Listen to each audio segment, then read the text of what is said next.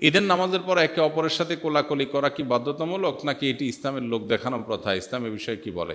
আমাদের দেশে কালচারটা বেশ ভালোভাবে প্রতিষ্ঠিত হয়ে আছে। সেটা হলো ঈদগাহে ঈদের নামাজের পরে আপনার কি কোলাকুলি করা। কোলাকুলি জিনিসটা তো ভালো জিনিস না, কাঁধে কাঁধ মেলানো আর কি। কোলাকুলি মানে একজন আরেকজনকে কোলে নেওয়া। একজন বড় মানুষ, প্রাপ্তবয়স্ক মানুষ আরেকজনকে কোলে নিবে, এটা তো শুনতেও অড শোনা যায়। কোলাকুলি মানে কি? আমি আপনার কোলে উঠলাম, আপনারা আমার কোলে উঠাইলাম, শুনতে তো ভালো শোনা যায় না। যাই শব্দটা যদিও কোলাকুলি বলা হয়, এখানে উদ্দেশ্য মুআনাকা। হাদিস আমাদেরকে করতে বলেছে কি? মুআনাকা। মুআনাকা মানে কি? কাঁধে কাঁধ মিলানো। মানে আপনার কাঁধে আমি কাঁধ রাখলাম, আপনার প্রতি সৌহার্দ্য প্রকাশ করলাম। আমাদের দেশে বলে আসেন বুকটা মিলাইনি। শরীয়ত আসলে বুক মিলাইতে বলে না, কি মিলাইতে বলে? কাঁধ মিলাইতে বলে। শরীয়ত বলছে কাঁধ মিলাইতে, আমরা মিলাই বুক। শরীয়ত বলছে কাঁধে কাঁধ মিলাইতে, আমরা বলি কোলাকুলি। এটা ছোট ভুল অবশ্য, অনেক সময় বলার ভুল হয়, উদ্দেশ্য ওইটাই হয়, অতএব এটা তেমন মেজর কোনো অসুবিধা নেই। মূল বিষয়টা হলো ঈদের নামাজের পরে আমরা কোলাকুলি করব কিনা। ঈদের নতুন জামা পরে ছবি তুলে সোশ্যাল মিডিয়া আপলোড করা কি জায়েজ? এতে কি রিয়া বা অহংকার হয়? ঈদের নতুন জামা পরে সোশ্যাল মিডিয়ায় ছবি তোলা, এইটা এখন একটা বেশ আমাদের ইয়াংদের কাছে বেশ কমন একটা কালচার এবং ট্র্যাডিশনে পরিণত হয়েছে। কেউ যদি এটা আনন্দের প্রকাশ হিসাবে করে তাহলে সেক্ষেত্রে এটা জায়েজ হতে পারে। তবে মেয়েরা তাদের পর্দার যে বিধিবিধান তারা যেরকম খেয়াল রাখতে হবে, ছেলেরা তাদের এটা খেয়াল রাখতে হবে। জামাই বউ একসাথে ঈদের জামা কাপড় পরে ছবি তুলে সোশ্যাল মিডিয়ায় দিয়ে দিলেন আর বললেন দোস্তরা ঈদ মুবারক। দোস্ত তো বানাচ্ছেন 5,000 ফেসবুকে। এখন এই যে ছবি দিলেন, এটাতে রমজান জুড়ে যে আমল টামল করলেন এগুলো সব বরবাদ করার জন্য যথেষ্ট হয়ে যেতে পারে। সেরকম একটা কাজ করলেন, তো এটা তো না জায়েজ কাজ। আপনার স্ত্রীর ছবি আপনি সোশ্যাল মিডিয়ায় যখন দিবেন, বন্ধুরা নিচে লিখবেন নাইস। এ নাইসের মানে কি বুঝতেছেন আপনি? সে কি বুঝাইতে চাচ্ছে? একটু বিবেকটা খরচ করেন। একজন নারী খোলামেলাভাবে তাকে দেখে কেউ যদি বলে নাইস, এর মানে এই মহিলার সকল সৌন্দর্য পূর্ণরূপে অবলোকন করিয়া আমি মুগ্ধ তৃপ্ত হইয়া বললাম নাইস। এটা হলো নাইসের তর্জমা। আপনি এবার দেখেন তো আপনার কাছে কেমন লাগছে। নিজের পরিবারের মেয়েদের খোলামেলা পোশাকে সোশ্যাল মিডিয়াতে হোক, অফলাইনে হোক, মানুষের সামনে উপস্থাপন করার পর যারা দেখে, তারা দেখার পর তাদের মনোজগতে যে চিন্তার উদ্রেক হওয়ার কথা সেটা আমাদের সবার জানা। এটা প্রকৃতিগতভাবে, সৃষ্টিগতভাবে এটা খুবই কমন এবং সাধারণ এবং স্বাভাবিক বিষয়। আপনি কিন্তু জানেন। কিভাবে জানেন? কারণ আপনি নিজে কি করেন, বা আপনার এরকম সিচুয়েশনে আপনার মানসিকতার অবস্থা কি হয় আপনি চিন্তা করেন, তাহলে আপনার ফ্যামিলি মেয়েদের ব্যাপারে একই কথা হয়। যেগুলো মানুষ মনে মনে চিন্তা করে, এগুলো যে মুখে বলতো আপনি জুতা নিয়ে দৌড়াতেন, কিন্তু আপনি বুঝো না বুঝার ভান করছেন। শরীয়ত কেন পর্দার বিধান দিয়েছে? আপনি নিজেকে খুব উদার, খুব ব্রড, খুব আপনি একেবারে অনেক স্মার্ট, আধুনিক বানাচ্ছেন। আপনি তো আসলে সেকেলে। আপনি আপনার পরিবারের মেয়েদের মানুষের সামনে তাদের সৌন্দর্য উপস্থাপন করার মধ্য দিয়ে মানুষের কাছে যে বাজেভাবে তাদের উপস্থাপন করছেন, তাদের যে অপমান করছেন, এটা আপনি বোঝারও চেষ্টা করছেন না। শত শত পুরুষ দেখছে, মানলাম কেউ হয়তো অন্ধ, চোখের জ্যোতি কম, দেখেই নেবে ছাড়া। হতে পারে কিছু মানুষ ফিজিক্যালি অসুস্থ, তার মনে বাজে চিন্তা আসার সুযোগই নেই, অসুস্থ হতে পারে, এরকম আরো কিছু।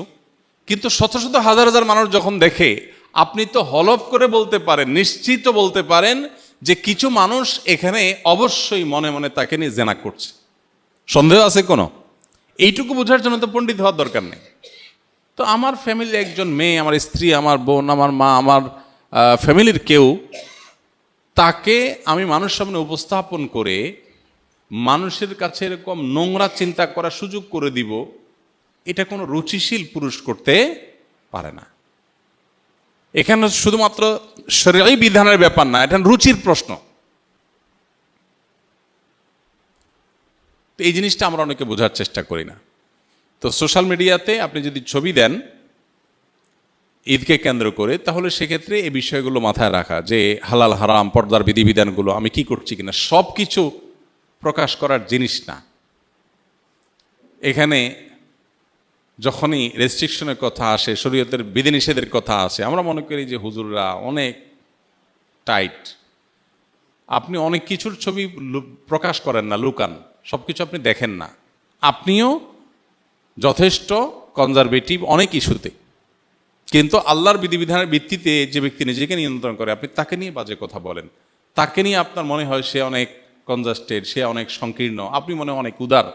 মূলত আপনি উদার না, আপনি উদাসীন। আপনি উদার না, আপনি আসলে উদাসীন।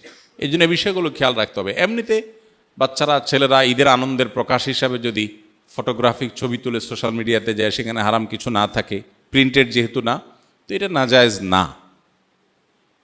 অনেক উলামা একরাম ফটোগ্রাফিক ছবি যেগুলো মোবাইলে বা আপনার ক্যামেরা ধারণ করা হয়, সেগুলোকেও নাজায়েজ বলেন। তবে অনেক উলামা একরাম জায়েজ বলেন, এবং জায়েজ বলেন যারা, তাদের মতটা আমাদের কাছে শক্তিশালী মনে হয়। সেজন্য আমরা মনে করি যে এরকম ছবি সোশ্যাল মিডিয়াতে দিলে বা অন্য কোথাও দিলে ঈদের আনন্দের প্রকাশ হিসাবে, ঈদের কালচারাল একটা ইস্যু হিসাবে এটা জায়েজ।